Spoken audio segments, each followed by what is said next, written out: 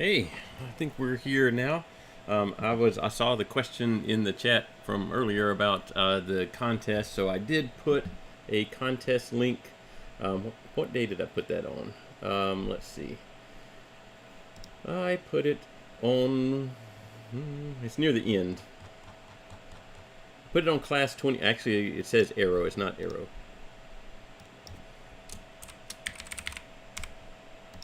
It's on class 29. So it'll say summer 2024. Actually, let me just show you what it'll show you. Say right there. Say the summer 2024 class contest. I didn't get any particular feedback on any one contest we could do. So you can just do any contest out there. Instructables, printables, any kind of contest you want to do. You don't have to do this one. But if you can't find one that you want to do out there in the wild, then you can enter this one. Or you can do both. You can count this contest. If you enter an external contest, you can enter this one and count it as one of your other optional assignments, because the thing that you print would still count in some other category. So let me show you what I decided it's going to be. It's going to be bring your favorite character to life. So it's going to be print a figurine of some sort. I had those resin prints out the other day, and it made me think, that would be kind of interesting. You don't have to print in resin. I know that most of you do not have resin printers, so I'm not thinking that you need a resin printer. These can totally be FDM printed. In fact, I expect them to be FDM printed. So I've got the rules. Well, the rules are very loose terms here. I did put some things in here that you can kind of go by, but you can probably break any one of these rules and be okay, except for this part. You can use downloaded STL files or model files of some sort, but I want you to modify them in some way, whether that means adding to them or taking them into Mesh Mixer and reforming them in some new pose maybe, or something like that. Then I do want you to edit the files in some meaningful way. Whatever that means is okay. I just don't want you to just download one and print that, and that's your entry. So these will stay open until the end of the quarter, so you've got just under a month to get these done, and then we'll post them. It'll be a crowd voting kind of thing, so the people in the class will vote on the submissions, and I don't know if you'll win anything, but you'll win the first place being, most votes. We'll see if it actually means anything to win it or not. Your grade won't be affected, by your performance in the contest. You either enter it or you don't. All right. Today, what I was going to do is kind of if you saw the title, it was Jambalaya, because it's kind of just a bunch of little topics. So there's not a single large topic today. But a lot of little things. So one of the things is I was going to show you a slicer that we haven't used, and it is Orca Slicer. So this is, if you've ever used a Bamboo Lab printer, they have a Bamboo Lab slicer, and this is a version of that, but it's not specific to Bamboo Lab printers. So it's free. It's another one of the open source free ones. And so you can go, this is on the GitHub page. Oh, it's off the top of your screen, isn't it? Let me see if I can bring the window down where you can see the web address there. There it goes. So there's, well, I guess you could see the GitHub address right there. So it's called Orca Slicer. It works really well. It's a different, again, kind of thought process on how you would go about slicing your models. I'm currently using it. You might can hear I've got a printer running right now. It's finishing up. It's I don't know how much complete it is. 92% complete. So it's finishing up a flow test, flow rate test print that we're going to look at later on. That's built into Orca Slicer. So that's what we're gonna look at that a little bit today. I've got a filament joiner over here. We're going to see how well it works. I haven't used it at all, so I don't know. I've got a couple. Oh, I've got a different way to deal with Clipper. If you didn't, if you saw the Clipper video, actually there were 2 Clipper videos, and it looked like, I don't know, that's a lot to do. There is another way that you can get that same operating system running on your printer that might be simpler, and it doesn't cost that much more than buying a Raspberry Pi. It is more expensive, or at least it was. We'll have to check on the current price. But those are kind of the things we're going to do today. So let's look at Orca Slicer for a little bit. So here is, let me see if I can get it all, there it is. This is kind of the front end of it. And right now what I'm doing is I'm printing, this is a flow test. So what this test does is it's built into the calibration. You kind of see at the top up here, there's a calibration set of prints that you can do that will help you retraction, pressure advance, flow rate, temperature tower type of things, tolerance test. There's more max flow rate. If you can via very fine vertical fine artifacts, that's if you have a direct drive printer going on. So these are built into Orca Slicer, and right now I'm running the pass 2 of the flow rate. So the idea here is that it's going to print each of these little tags, and it's already printed one set, and then we modified the flow rate, and now it's printing the second set. And each one of them is going to be printed with a different flow rate. So it's going to be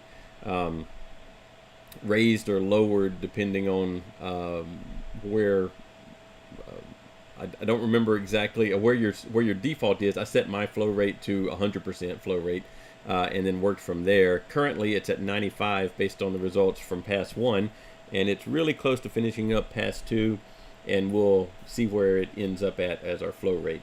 One thing that's a little bit different in here is that the flow rate is actually part of the material, which makes sense when you think about it. Different materials are going to flow at different rates.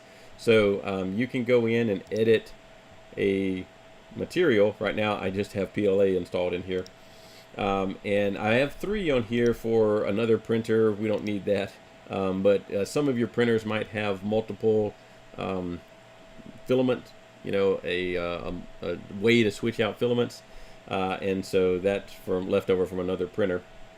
But I've got PLA, and you can edit specific settings for that material. So you could do it by the roll, or by the brand, or by the color, or whatever you want to do.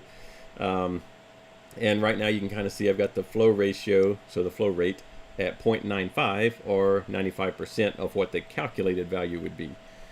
And then you can do things, and some of these things you can do in other slicers also, but you can do things here where you can, you know, how much money, so dollars in this case, per kilogram, and it'll give you an estimated cost when you go to slice the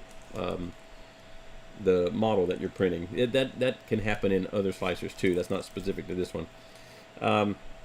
But it's just a different slicer, has a different engine behind it on how it's going to slice things. But most of the same tools are in there. They're just, you know, they're spread out over here. These tabs, for the most part. Some are in, you know, specific to a material, or some are specific. This is the printer that I'm using. This is not the printer we've been using. So this is another one. The printer we've been using is back in the room in its little chamber. I don't think it's printing anything right now, but it's back there. This is a Ender 3 V2. I think it's actually the one I might have used in the winter. I think that's where it came from. It does have some upgrades on it that we'll look at that we didn't put on the other printer, on the one from this summer. Let's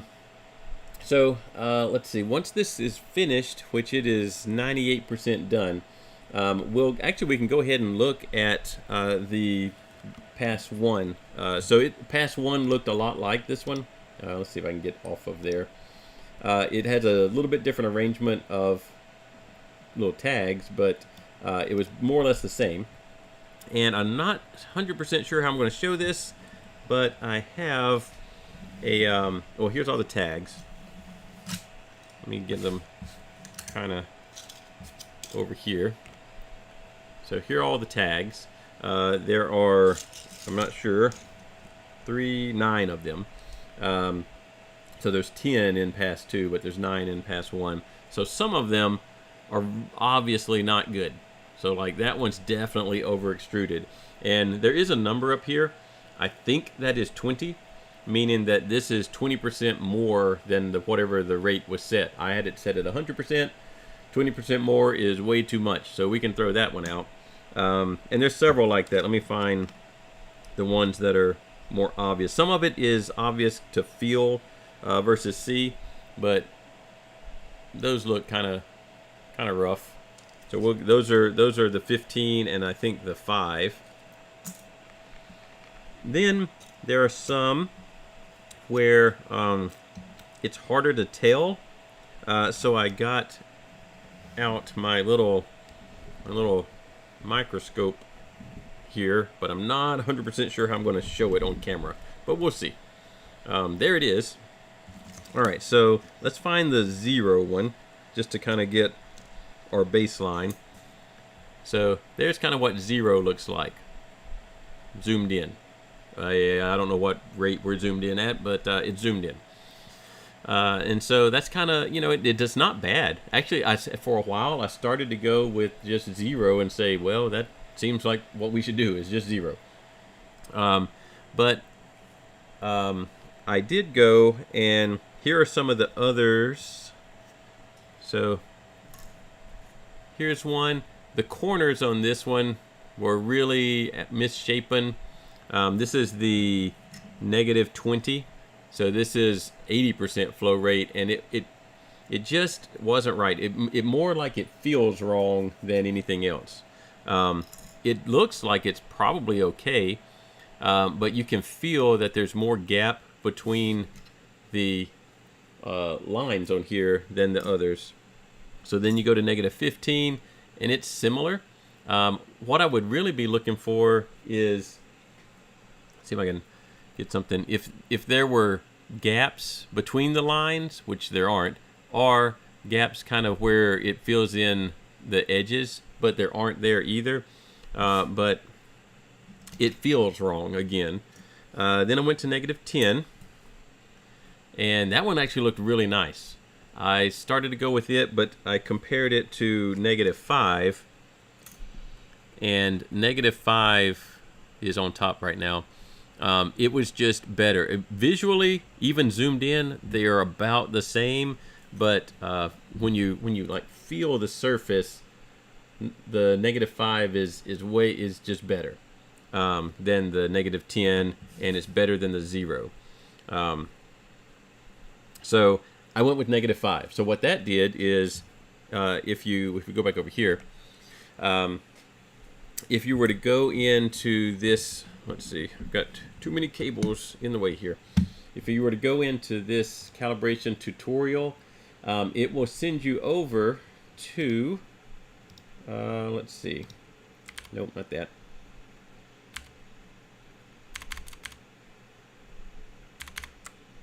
Oh yeah, it'll send you over to here. So let's see,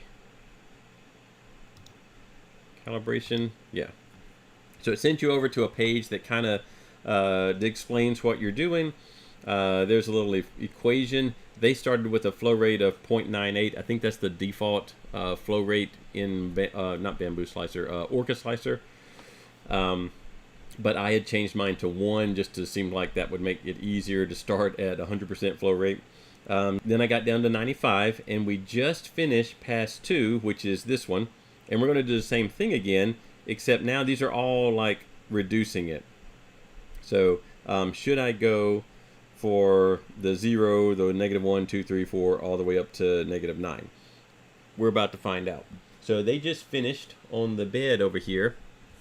So let me get them off, and we'll look at them on here and see which one we think is probably going to be our best bet. So there's the -7. It was just the first one that came off the print. -8. If I'm being really picky, you can kind of see some gaps right there, right? Like, it's hard to point to. -9.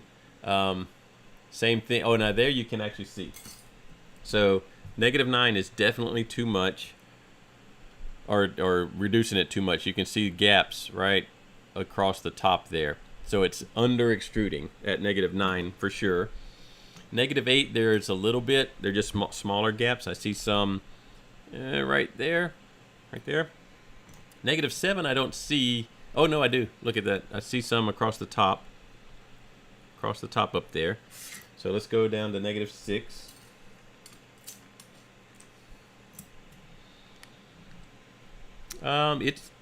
It actually looks pretty well closed in. So, oh, it's got a little stringy thing on it. Let's look at some of the others. -5. Pretty good. Pretty good. -4. Pretty good. -3. Pretty good, I would say. I'm noticing that the top layers across here are a little better formed.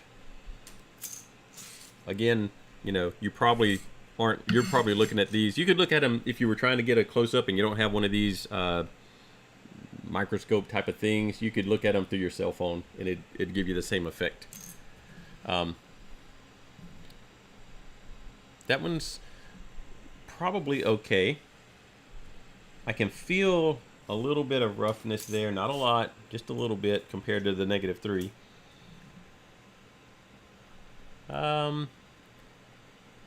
That one's okay.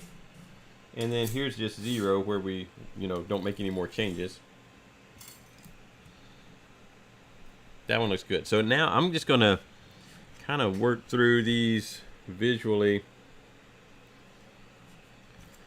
and also tactily feel if I can feel any difference in any of these. The 0 through 3 are all about the same. 4 starts to get a little bit rough.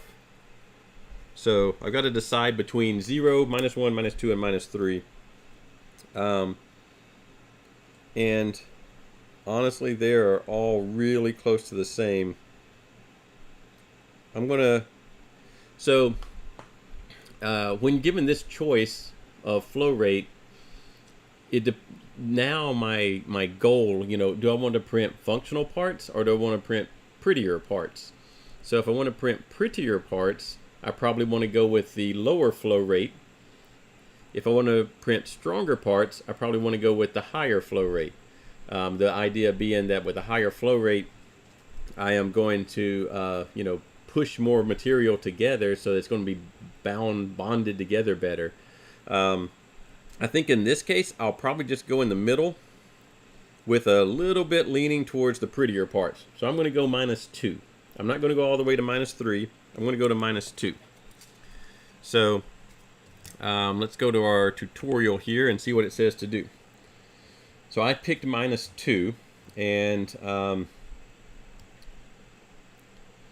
I need to go in. My current flow rate was 0.95, so let me put my calculator to work. So I was at 0.95, that was from pass 1, times 100, they have -6, I did -2, divided by 100. So 93.1, so 93.1% flow rate. That seems a little low to me. We're going to go with it, and because that's what the test tells us. So what that means is I need to go over to my material. Now this material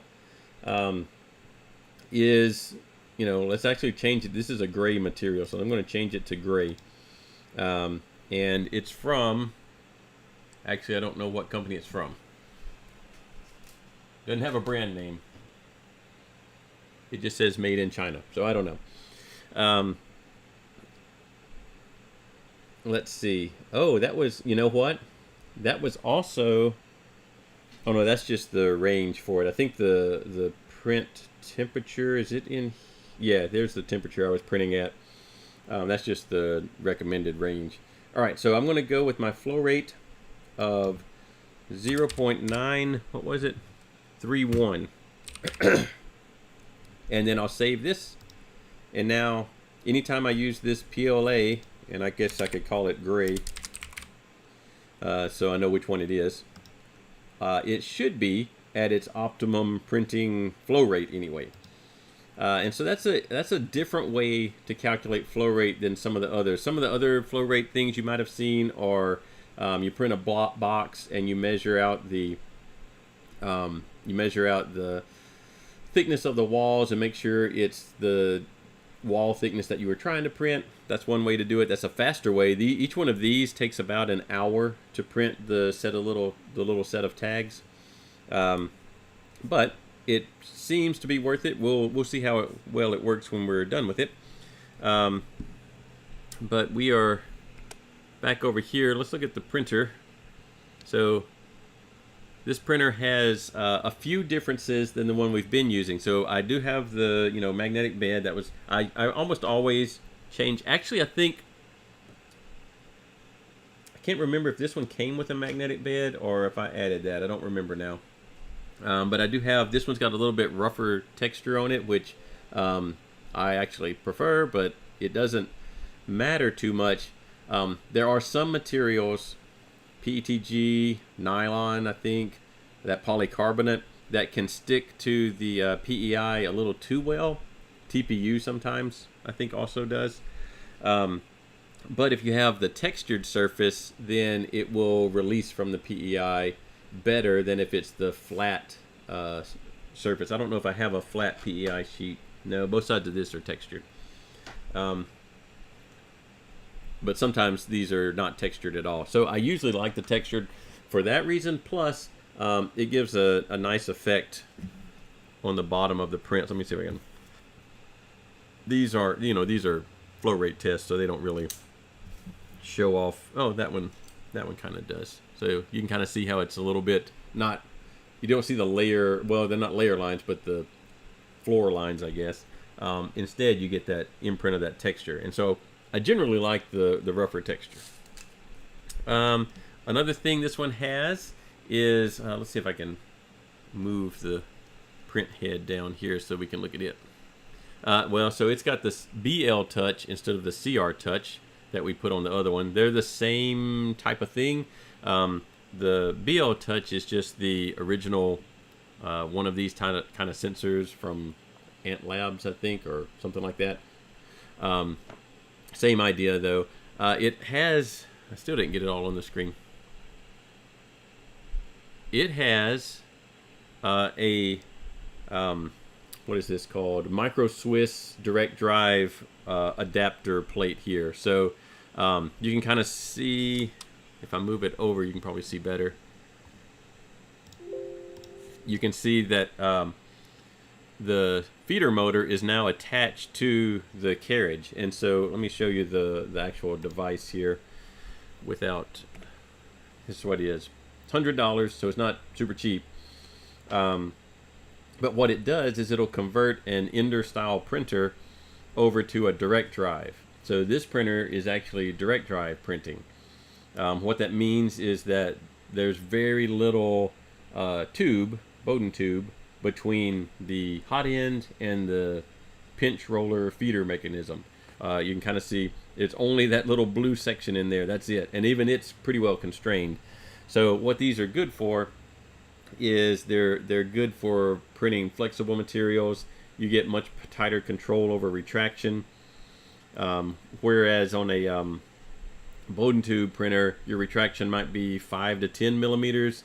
On this style printer, it's 1 to 2 millimeters of retraction. So you just get better control over that. The downside is now I have mounted, way more mass from the stepper motor right on the carriage that has to move back and forth. So I might get a little bit slower print speeds because of the extra mass that I have to move around. Now, they're made to go back with the stock cover, but I don't remember why. Oh, I do remember why. I printed, this is just from Thingiverse. I printed a different cover here, and I did that so that I could have a mount for the BL Touch. I think it's why I did that.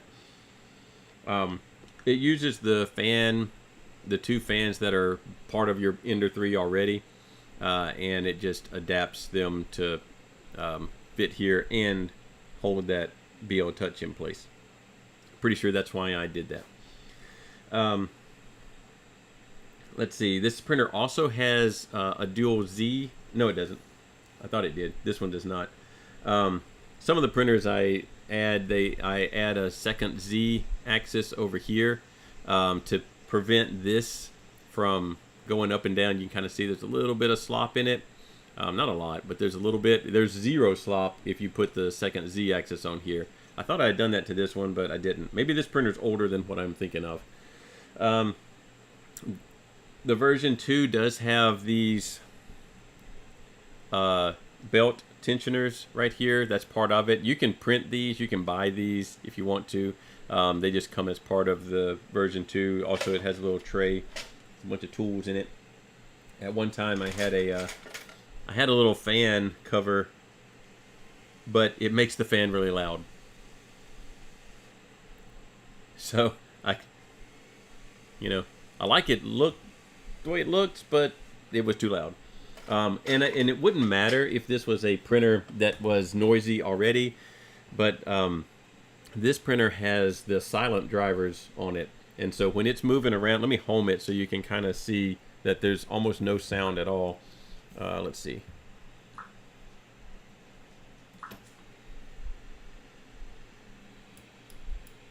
So, I mean, there's almost no sound at all. Most of you probably have that kind of printer already.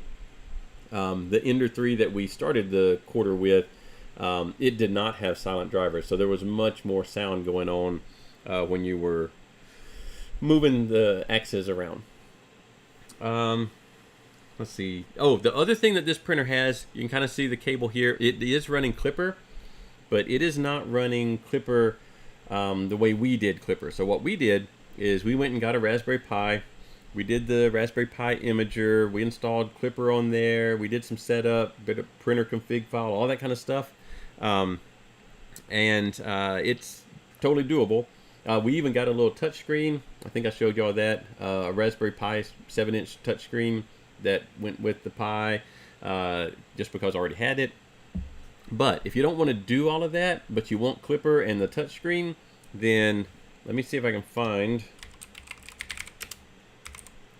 the current price of these things. Oh, actually, they're not bad at all.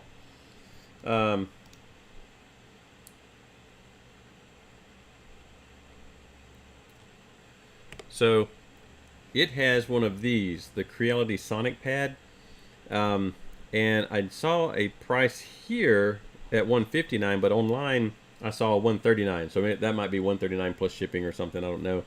But if you're thinking of buying a Pi 3 or 4 and a screen, you're going to pay about the same amount of money. By the time you get the power supply and the screen and the cables and everything, you're probably somewhere close to $130, $150 in parts. So what this is it's basically all the parts in one package. So, you get this touch screen. It's got some little legs on it, or I think you can mount it somewhere, maybe, possibly. I don't remember if it can mount. The one cool thing about this that it does come with, let's see if I can, it's a touch screen, so I don't want to touch it and set the printer off somewhere. So you can hardwire it into Ethernet, but it also has Wi-Fi, so you can hook it up to Wi-Fi just like we did with our Clipper. And it has some USB ports, a couple here, a couple on the side over here. But this port right here, so you see it says sensor. The Sonic Pad comes with an accelerometer. And you can do this same thing on Clipper. I have an accelerometer somewhere. I don't see it right now.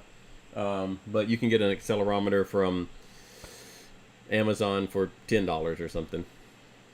But it comes with the Sonic Pad, and what it does is you can mount that accelerometer somewhere. So like tape it right on top of the print head, and there's a routine called input shaping, where your printer will run through the sequence of vibrations, basically.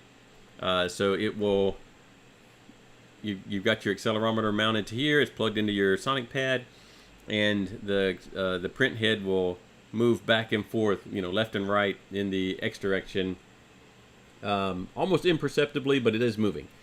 And then you can mount the sensor on the bed, and the bed will move back and forth in the Y direction. Again, same way, almost you can't even tell. And all the time, it is recording the vibrations of your printer and whatever your printer's sitting on. So right now, we're on a really wobbly table, so it's getting all of that. And what it'll do, what input shaping does, is it can predict that I'm about to make a certain movement, but I know that when I make that movement, the printer vibrates in a certain way. So instead of making that movement, I'm going to make a similar movement, but taking into account the vibrations that it's going to induce, and it will try to smooth out all of those vibrations that it knows are going to happen because of a sudden movement. So what it lets you do is it lets you print at higher accelerations and higher speeds, and not have the wiggly walls and the oscillations from going around a corner or something like that. So it's compensating for the vibrations it knows your print setup is going to have. You can do that also without the accelerometer. There's a print that you can attempt the print, and it will gradually accelerate, and you can just visually tell where it starts breaking down at. But the accelerometer gets a lot more data. And Clipper, since Clipper is running on a Raspberry Pi, this thing basically has a Raspberry Pi equivalent inside of it. I haven't opened one up to know exactly what's in there, but it's something similar. Single board computer. And it's able to process that. So it's able to read the G code, see in the G code that there's about to be a movement that it's going to induce a certain type of vibration, and before it sends out the actual commands to make that movement, it modifies the command so it doesn't take the G code literally. It modifies it, it doesn't modify the G code. It modifies the commands that are going to be sent to the stepper drivers to account for those vibrations. Your printer, the little board that's in here, not capable of doing that kind of processing on the fly. But the Raspberry Pi inside the Sonic Pad or that we're running in Clipper, it is powerful enough to do that input shaping. So that's a really cool thing, and that's one thing the Sonic Pad comes with. It comes with the sensor, and it doesn't come with any way to mount it. So I think I used some 3M sticky tape and just stuck it down here. And then I think the other place is the front left corner of the bed, and it does the calculations for you. So that's a pretty cool thing that both of these, the Sonic Pad and your regular Raspberry Pi based Clipper installation, can do. So if you don't want to deal with all the stuff that we did, it took us 2 videos, and it's not hard, but you have to get into the Raspberry Pi. We used putty, we used WinSCP, so there's a lot of stuff that if you're not comfortable with, the Sonic Pad might be the way to do it. I don't know how many printers it works with. Obviously it works with the Creality printers, but I don't know if it works with other printers outside of Creality. I assume here's compatible. They're definitely only showing Creality stuff. Well, there's a Sermoon D1. I don't know if that's one of theirs also or not. But that might be a thing that is an option for you. I'm just looking through some of the. I haven't done this part where one pad is controlling multiple printers. We could do that with our Clipper also. The Raspberry Pi has multiple cores in it, and so you can spin off different threads one for each printer and run multiple printers. Apparently, you can do that too, up to 4 printers on one Creality pad, Sonic Pad. Might have to try that someday. Oh, here's, maybe you have a print farm. Maybe you have multiple printers and you want them to do batches of print jobs. You can do that. There's a close-up of that sensor. It comes with a sensor, so you don't have to try and track down some plug that's going to plug into that. You can connect webcams, DSLR cameras if you want to monitor your prints. You can connect keyboard and mouse. I've never done that. It's a touch screen and it works fine to just work on the screen directly. You can grab its IP address, and you have, let's see, which one did it end up being? I think I must have put it over here. Well, let's go find it.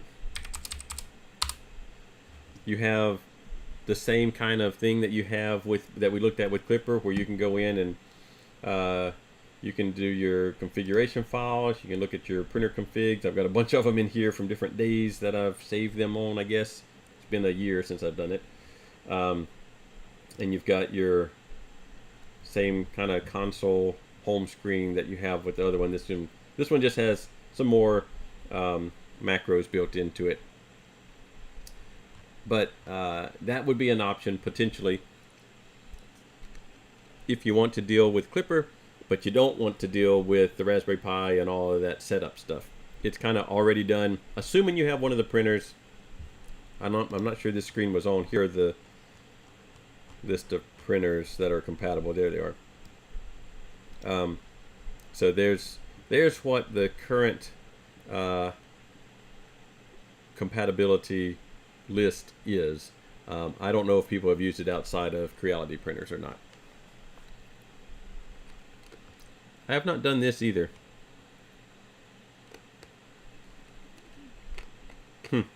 That's interesting. That must be in the new model here where it's a serial. Mine is serial, but it's USB serial. It plugs into the front here. So I'm not sure the advantage of that. Okay. Let's try out. I have this. So I don't even know what brand. Well, Vit Sport, I guess. VIT. Can't get the name of it on there. There it is. This is like a really tight spring clamp and two little heating elements here. And the idea for this thing is that it will plug in. So I've got a adapter over here to plug it in with, and it will join two pieces of filament. So you might have reasons that you want to do this. I just saw that there is a new, like within the past week, I think, filament joiner. I can't remember if it's Soval or I can't remember who made it. Let's see if I can. Here it is right here. Sunlu made it. So there is this that looks like it does a more automated process. So if you're ever in the need for joining filament, maybe you've got some little pieces that are, you know, like remnants of rolls and you don't think they're enough to print an actual thing, or maybe you want to print something that's a gradient. It goes from one color to another color. Maybe you can join two different colors together. I have not used this particular thing, but we're about to see. I haven't actually used this one either. So we're going to see, does it work at all? The instructions are very, very simple. You put the filament in, you let it stay for 2.5 minutes, or well, 1.5 to 2.5 minutes, and then you let it cool down for 4 minutes or so. And your filament's joined. It gave me some little emery board like sanding sticks, and I guess that's to smooth out the bump that we might end up with. So I'm going to turn some stuff off here. I don't know. It says it's a 3.5 amps, so I don't want too many other things running at once and possibly tripping the breaker that we're on here and shutting, because it's the same one that the computer's running on. So I'd rather it just not do that, you know. So I'm going to turn off the printer get it kind of out of the way and plug in our thing. It's not plugged into the device yet.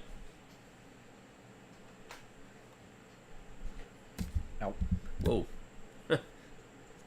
Alright, so it does have a little on-off switch, so I don't know if it's on or off right now. It is off. So, alright, there's on, there's off. I got just PLA. I assume it can I assume it can join other material types. It doesn't really say one way or the other, but I assume it can. Obviously, if it melts at a higher temperature, then I probably have to leave it longer. Oh, here it is. PLA, ABS, PETG, PC, TPU. Oh, that's PETG. Okay, I was wondering, like polyethylene, but it is PETG. It's just on two different lines. Says it can go up to 220. It's all right. So it is off currently, and I'm going to take this little piece of yellow, kind of put it in there. Put this green in here. Try to get them. Oh, I pushed too far. It's a little bit tricky to get everything. All right, I think they're touching. There's no way to see in there if that they're actually touching, but I think they are. So, all right, so it is 10:14. We're gonna leave it on for 2 minutes, and then we're supposed to push the little ends together to kind of, I guess, get them to melt, and then we'll turn it off for 4 minutes, and we'll see what happens. This one, let's see if I can find where this. I assume I got this off of Amazon.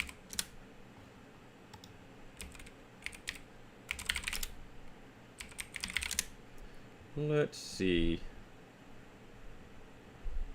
Oh wow, yeah. So this one cost way more than the Sunlu thing.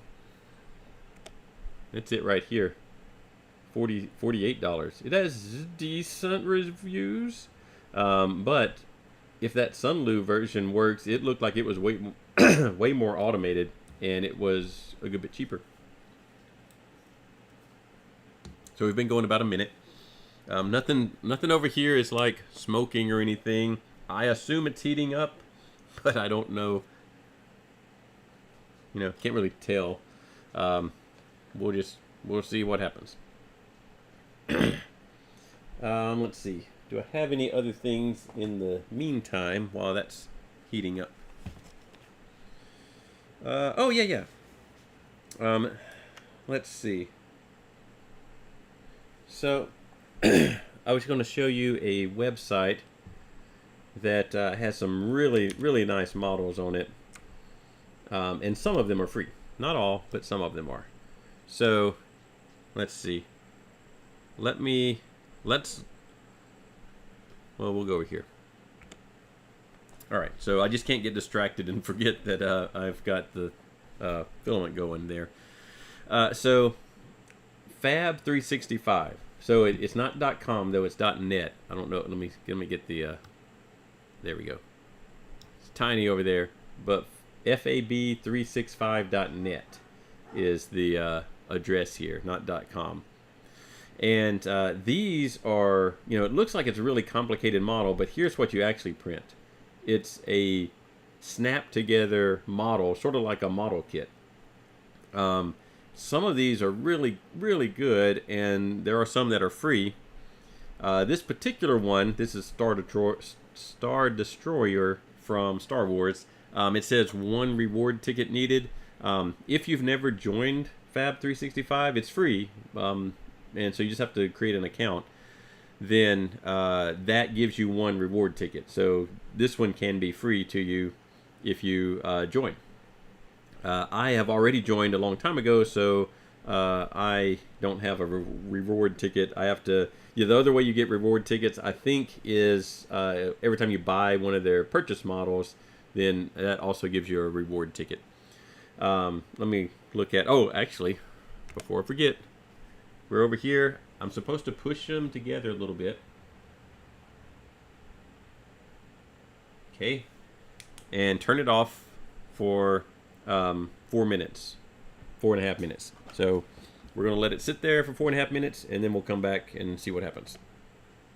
All right. So these, let's go to their main page. They have a variety. They have some of the articulated models. They have there's Slave 1, a free version. Although it says 1 ticket, so maybe it also needs a reward ticket. Yeah, so you'd have to choose. If you only get one reward ticket, you'd have to choose Slave 1 or the Star Destroyer, if you wanted Star Wars stuff anyway. Or you could just buy... Oh, no, that's this display stand. Let's see. Tank. Let's see what some of the free ones are. Category. They don't have a free category. Maybe we just type in free. Here we go. No, these are not free. For sure. Several. If you've not printed one of these, you don't have to buy the articulated dragons and snakes and everything. You can get those on Thingiverse and various places. They're actually really cool. There's one over here. Here it is. So, there's, they're actually a really cool print. They're long prints.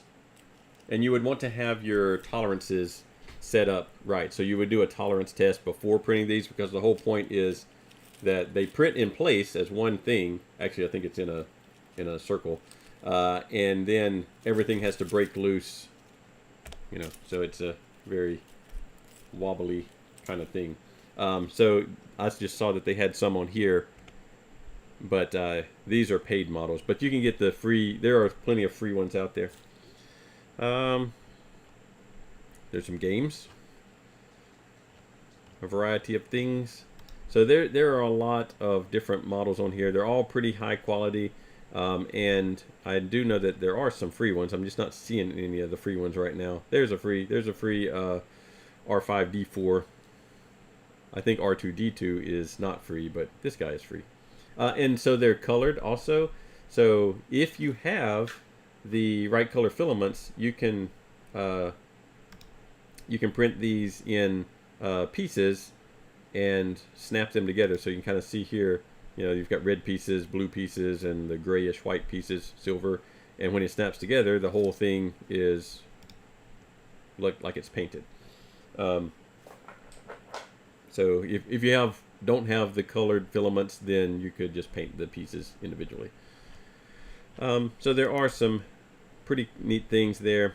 I've found several that are pretty interesting on that site. Let's see. I don't know if we're quite ready for this thing or not, but we're getting close. I forgot to look at the time, but I think we're in the 3-minute range of it cooling down. I assume we just need to let it cool down so that it is not, too weak when we go to take it out of here. So let's see what happens. All right, so this part isn't actually warm. It's warm here, but it's not hot. I think the heater, obviously the wires go into the heater. Fortunately, it doesn't run direct AC power, so it does have a DC adapter. And all right, so they're both there. So you can kind of see there's a little bit of flashing on it. Looks like it's going to come out of there. I don't want to pull too hard. All right, so there we go. So there's our, all right, it's cool. There's our little flashing, so it's squeezed out a little bit. We just take that off. And it's not very rough. It did give me a couple of little pieces of emery board if I thought it was too rough to go through the printer, or maybe had a bulge on it or something. It's not straight, so it probably, I should have let it cool a little more. But I don't know. I think it would go through a printer. I didn't make a very long piece, so there's not much we can test there. But it did work. I'm trying to straighten it out. I think that would work. Let's see if I pull. That's actually a lot of force. It would definitely work. It would definitely work. So that wasn't too hard to do. 6-7 minutes. A little bit of cleaning up the edge there. It might need a little bit of sanding. It feels like it's a little bit thicker. Actually, I guess I could measure it, couldn't I? Except I don't know where my calipers are. Here they are. So let's see. 0 that. So we should be 1.75. 1.74, that's the regular material. 1.76 at the join there in that direction. Let's do perpendicular to that. That direction, it's a little bit out of spec, 1.87. So it probably does need a little bit of cleaning. I don't think that's enough that it would jam in your printer. But probably would be worth it to do a little bit more sanding on that edge. But if you have a reason to join filament together, that one, is it worth it? I don't know. That's a little bit expensive to me. This $48. You'd have to want to add a lot of filament together over and over again to make it worth it. I have done this same thing before with a candle. Not nearly as easy, but you can take a candle and hold your filament above the flame, let it get soft, push it together, and then use an X-Acto to shape it the right shape. So you can get by with a candle. It just takes more effort and trial and error. This was way simpler.